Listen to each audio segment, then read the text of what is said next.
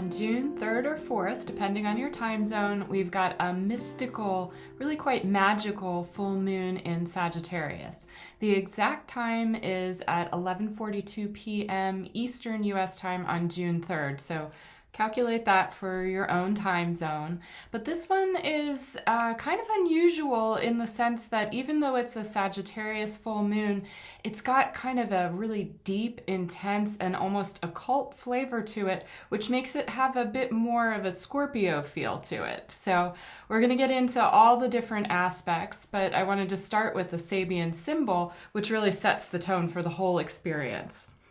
So the Sabian symbol for this full moon, which is at 13 degrees, 18 minutes Sagittarius, you always round up. So the Sabian symbol is Sagittarius 14, and it's the Great Pyramid and the Sphinx.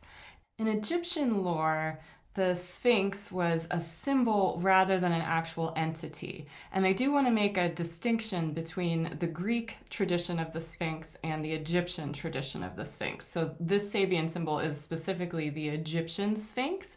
And as I'm talking, you're seeing photographs that my dear friend Tanya Marie said that I could use for this video. These are from her trip to Egypt, and you can see the Sphinx and the pyramids, including the Great Pyramid at Giza, for which the Sphinx is considered a guardian.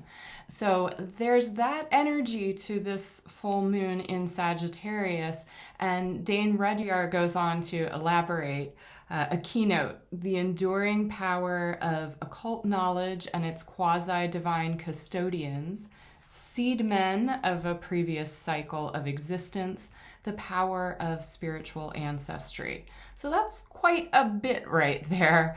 But what it lets us know is that this full moon is going to allow us to go deep into our ancestral past. And if your sense of spiritual ancestry does not include Egypt, that's no problem. You can work with things like Lemurian seed crystals. These are record keepers, so they've got a lot of very ancient knowledge in them. Also, crystal skulls, if you do any work with those. I know some people find crystal skulls really creepy, but other people find that they have just this very gentle, benevolent, wise energy. So if that's something that you're interested in, this is a full moon that's really going to tap into some of those ancient energies and making them more present for us in today's experience. Another thing to keep in mind with this full moon is that at the time of the full moon, Mercury and Uranus conjunct in Taurus. Now, that's going to increase the psychic download potential for this full moon. So a lot of times things kind of break through with the bright light of the moon anyway, but with Mercury conjunct Uranus, we're talking kind of out of this world insights, things that are just sort of like, whoa, where did that come from? So keep a notebook handy or keep the little recorder on your phone for any ideas that come through. Another kind of increasingly mystical element is Venus trine Neptune at the time of the full moon. That's a very creative, flowy, beautiful, poetic kind of transit. Also with Venus, she's exactly conjunct Black Moon Lilith, 27 degrees Cancer at the time of the full moon. Now, Black Moon Lilith is a really rather intense figure, very polarizing, can be associated with anything from female sovereignty to oppression to the need to break free of narcissistic abuse to sexual abuse to women who run with the wolves. So a very kind of complex character. She's exactly conjuncting Venus, which means she's also trining Neptune at the time of the full moon. But both Venus and Black Moon Lilith are opposing Pluto in early Aquarius. In layman's terms, what this does is radically intensify the energies of this already intense full moon. So you're going to want to pay attention if you're in situations where there could be potential rioting, like you're in a very heated protest. Just be aware that with the Uranus-Mercury conjunction, with this opposition between Venus, Lilith, and Pluto, there could be extra tension that maybe you don't really want to participate in. A more empowered use of this energy would be to tap into more of that mystical side with the Venus and Lilith trine Neptune.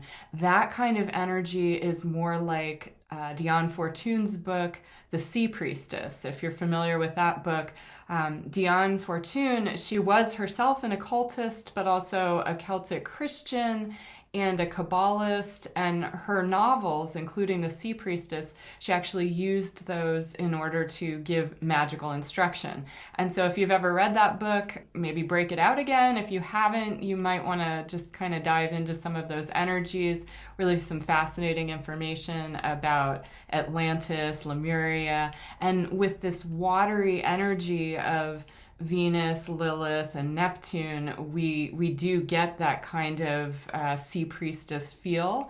And it's a powerful time for manifestation because the full moon itself conjuncts the great attractor. So the great attractor is between 14 and 15 degrees Sagittarius right now, and the full moon is at 13 degrees, 18 minutes, so very close in there. The great attractor is what it sounds like. It attracts, it pulls energy into itself. At the same time, we've also got a conjunction with Taureau, as in the bull, that increases determination, that increases the ability to go after what you want.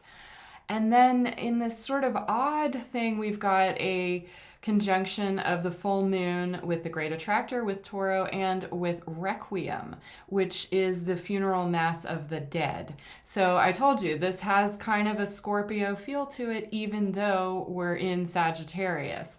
And what Requiem does, especially in context with the Sabian symbol of the Sphinx and the Great Pyramid, we're looking at the dead. We're looking at things like the Egyptian Book of the Dead, the Tibetan Book of the Dead, and any kind of ancestry work or generational healing, just any kind of appreciation for what came before, especially what spiritual traditions came before that we have built upon or that we are able to return to and gather strength from. So whatever your spiritual background is, it doesn't matter so much what that is in terms of the symbol, in my opinion.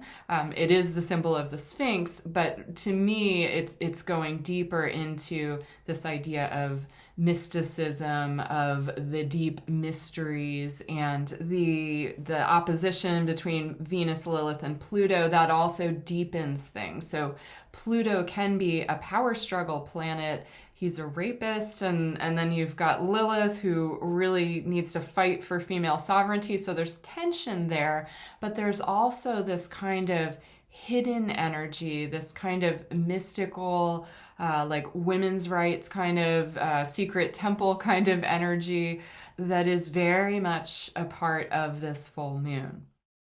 One other thing to keep in mind is that Jupiter, the ruler of Sagittarius, is still in a pretty tight conjunction with the North Node in Taurus.